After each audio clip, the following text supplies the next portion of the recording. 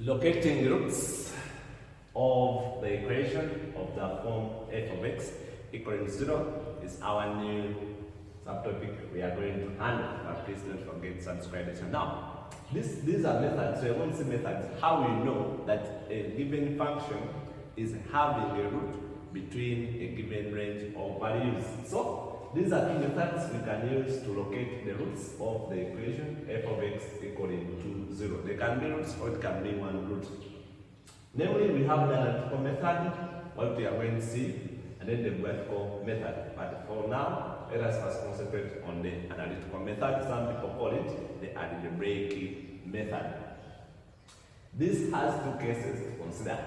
Case 1, if an interval within which roots lie is specified. Now, if they give us that a root exists between, say, this value and this value, so that's the case we are going to consider in the first lesson. So, consider a function f of x equal to 0, which has a root between x equal to a and x equal to b, where b minus a is very small. This means that these values are very close to each other.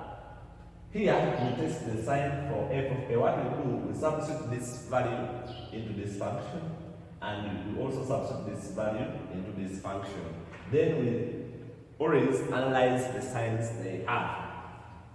If a root exists between a and b, then when we multiply the value we have got, when we substitute in the value of the first t, then we also multiply with the value after substituting in the x in the other figure and in the other value, and we multiply them.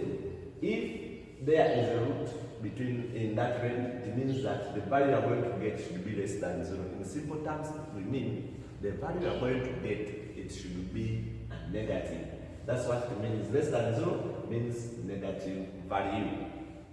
This implies that f of a and f of b have opposite signs or different signs. One should be negative, then the other should be a positive. If all of them are having the same sign, either negative, negative, or positive, positive, then the root does not exist in that range. So, at least that this shows that f of x equal to 0 has at least one root in the interval a to b. At least one, there can be more than one. Let us see some examples here. Show that the equation has a root between 0 and 1.5. What do? We first make this b of the form f of x equal to 0. So we take this one on the side. So in our solution, it should be of this form. So now my e x minus 5 equal to 5 sine x. First of all, I want to create a function f of x equal to 0. So now I bring this to the side.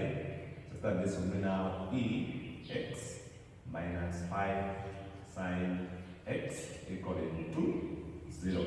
So meaning that the whole of this is my f of x. If I let this, so here I say, let f of x now be the whole of this function.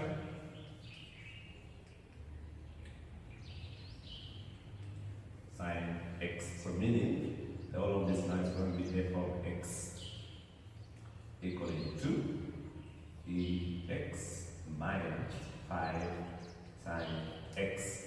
What do we do now? We first test it when x is 0. So when x is 0, we put this value into this function. Our f of 0 is going to be e power 0 minus 5 sine into 0. Where there is x, we are putting a 0. So now it's that this f of 0, the value you get here, sine of 0 is 0. And 5, that is 0. Then e power 0, that's going to be a 1. So implying from here, our f of 0 is going to give us a 1. Then substituting this value when x is equal to 1.5. So when you put this value here, our f of 1.5 is going to be e1.5 minus 5, 1.5. The value you get there. When you put this on the calculator, you have e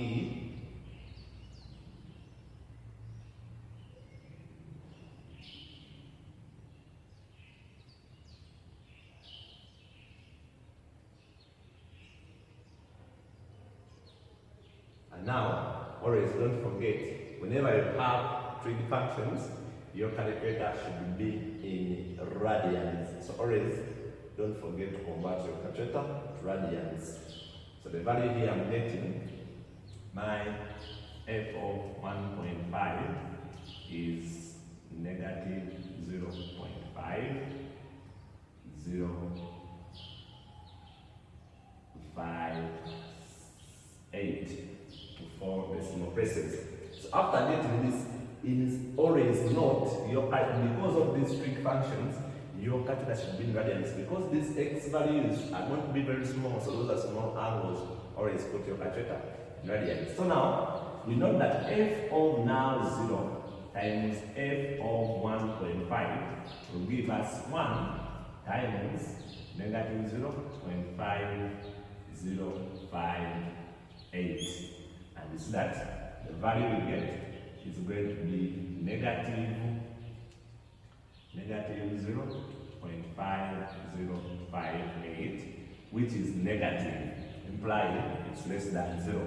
So therefore that since f of 0 times f of 1.5 is less than 0, then this function here has a root between 0 and 1.5. So that is what meant. When we come down to this, show that this function has a root between 2 and 3. Hence, using the end operation, find the root. So now we saw how we use the end operation in our previous lesson. So here we're going to see its application. In our solution, I first of all let this one be our f of x. But now do the now, x squared is already equaling to 0. It should be equaling to 0. Then we say let f of x be now this, then plus 1. So implying that now our f of x will be x squared and then 3x plus 1. It's already equaling to 0 there. So now we substitute the first value, x equaling to 2. When x is equaling to 2, our f of 2 will be,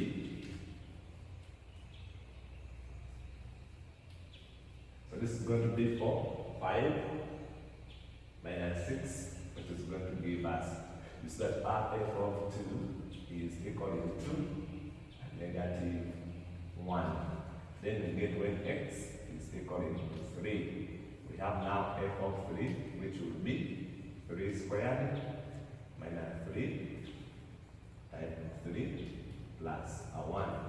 And so all of this is giving us now, you see this is going to be 9, and this is 9, and so our f of 3 is giving us a positive 1 from that equation there. When you square this, you get 9 minus, this one is giving us 9, and this one is giving us a positive.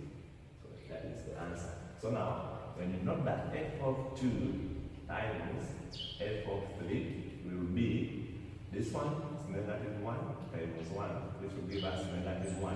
And this value is less than 0. In simple terms, it's negative.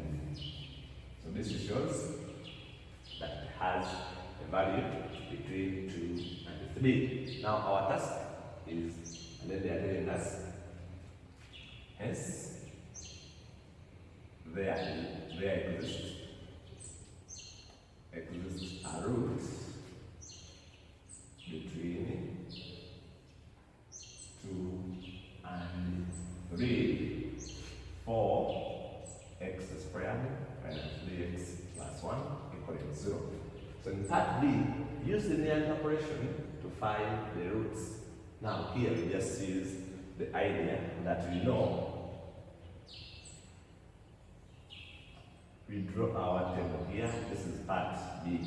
Now linear operation means we are going to put the values we had for x. So it's between 2 and 1. So it's between 2, the x value you want is here. So it's between 2 and 3. But now, here we are putting the value of x, here we are putting our f of x in simple terms. Okay, let me also introduce so that people don't get confused with why are we getting this from, where we are getting this from. So x, when x is 2, when x is 2, f of 2 is giving us a negative 1.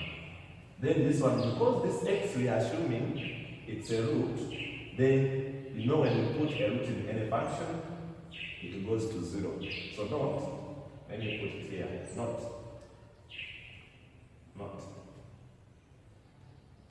If x is a root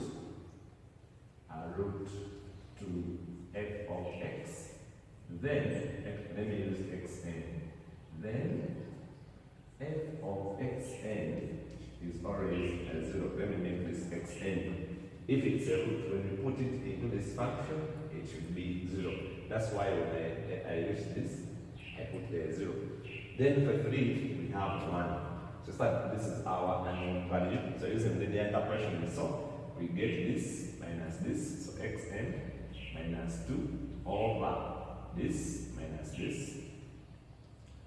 1 equaling 2. Now 1 is now unknowns. This minus this. We have 3 minus 2 over 1 minus 1. 1 minus 1. And from here, our root will be, get your calculator, this is going to be 1 divided by 2. That is 0.5 times 1. That's 0.5. So it's 3. It's going to be 2.5. And so that should be our value. So therefore, the root for this equation in this range is that. So that's how we use the linear equation to find that root. So that's it, members. We are going to see now the next lesson. We are going to see case 2. See you there.